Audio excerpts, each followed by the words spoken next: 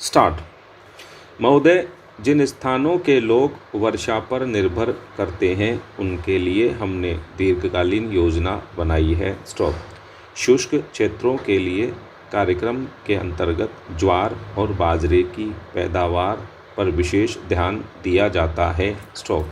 सामान्यतः भूमि की अलग अलग किस्मों के बावजूद कोशिश यह की जाती है कि फसलों का एक ही स्वरूप रहे, लेकिन हमें नए सिरे से अब यह देखना होगा कि इस समस्या से कैसे निपटा जाए, कौन सी नई फसलों का विकास किया जाए और क्या नए तरीके निकाले जाएं जिससे लोगों को केवल मौसम की अनिश्चितता के कारण इतनी अधिक परेशानी न झेलनी पड़े। स्टॉप।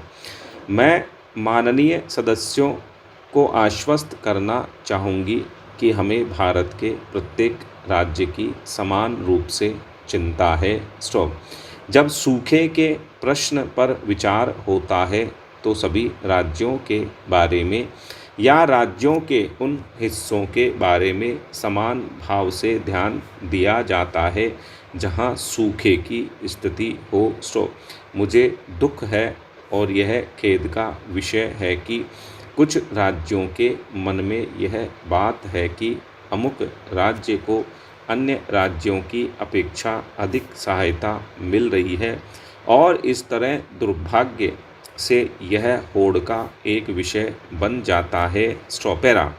जैसा कि मैंने पहले कहा, यह एक ऐसा मामला है जिस पर हम सबको अपने अन्य मतभेद भुलाकर एक ही उद्देश्य से काम करना चाहिए। स्टॉप। इसी तरह से हम मिलजुल कर उन लोगों की सहायता कर सकते हैं जो कष्ट पा रहे हैं। स्टॉप। मैं विशेष रूप से विपक्ष के सदस्यों से, उन माननीय सदस्यों से भी जो किसी पार्टी में नहीं हैं, अपील करूंगी कि वे इसे राजनीतिक या पक्षधरता का विषय न बनाएं। स्टॉप। इस समय की यह एक सबसे बड़ी चुनौती है जिसका सामना करने के लिए सहयोग की बहुत व्यापक गुंजाइश है। स्टॉप। जब पहले हमारे यहाँ जोरों का सूखा पड़ा था तो उस संकट के परिणाम स्वरूप हमने राष्ट्रीय आत्मनिर्भरता प्राप्त करने की अतिरिक्त प्रेरणा पाई थी। स्टॉप। इसी तरह हमें इस सूखे को ध्यान में रखते हुए देश के शुष्क या कम वर्षा वाले क्षेत्रों की समस्या हल करने के लिए सफल प्रयास करने चाहिए। स्टॉप। इस बार ऐसे ही क्षेत्रों पर सूखे का सबसे ज़्यादा असर पड़ा है। स्टॉप। सदस्यों ने अनाज का थोक व्यापार सरकारी नियंत्रण में लिए जाने से उसके सुचारू संचालन के बारे में संदेह व्यक्त किया है। स्टॉप। पैरा।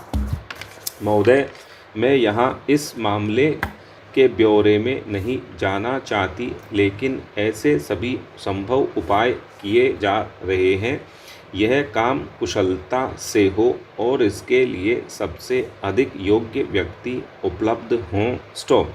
स्वाभाविक है कि जब कोई नया काम प्रारंभ किया जाता है तो कठिनाइयाँ हो सकती हैं, विशेषतः ऐसे कार्य में जिसका राजनीतिक दल और अन्य निहित स्वार्थ वाले लोग डटकर विरोध कर रहे हों और जिसे वे विफल बना देना चाहते हों। स्टॉप।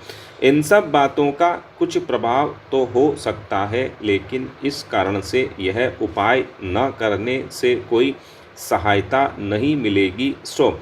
ऐसे लोगों में से कुछ की कार्रवाइयों के बारे में अतीत का अनुभव अच्छा नहीं रहा है और कुशलता, ईमानदारी आदि के लिए काफ़ी गुंजाइश दिखती रही है। स्टॉप।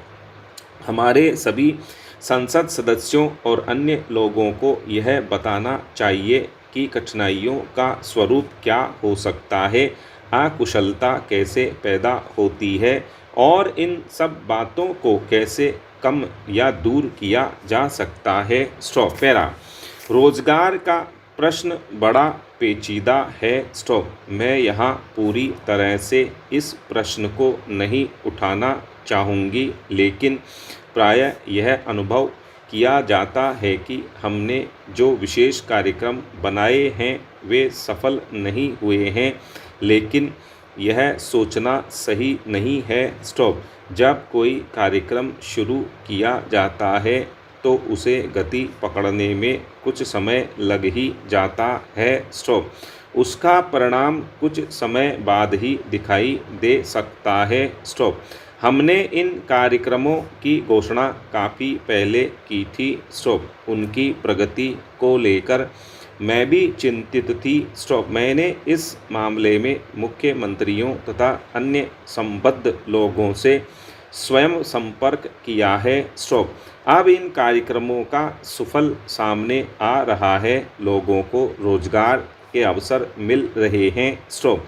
हमने यह न तो कहा था न सोचा था कि इनसे बेरोजगारी की समस्या पूरी तरह हल हो जाएगी। स्टॉप। इसके लिए तो आगे और विकास अनिवार्य होगा और हम यह प्रयत्न कर रहे हैं कि योजनाओं तथा परियोजनाओं के अंतर्गत हमारी कुशल जनशक्ति को काम मिल सके। स्टॉप। इस बीच जिन कार्यक्रमों की बात सोची गई थी वे अब कार्य रूप ले रही हैं तथा बहुत से बेरोजगार लोगों की मदद कर रही हैं। स्टॉप। यह भी कहा गया है अध्यक्ष महोदय कि पिछले 10 वर्षों में इस्पात कारखानों का उत्पादन उनकी क्षमता का 50% भी नहीं रहा है। स्टॉप। धन्यवाद।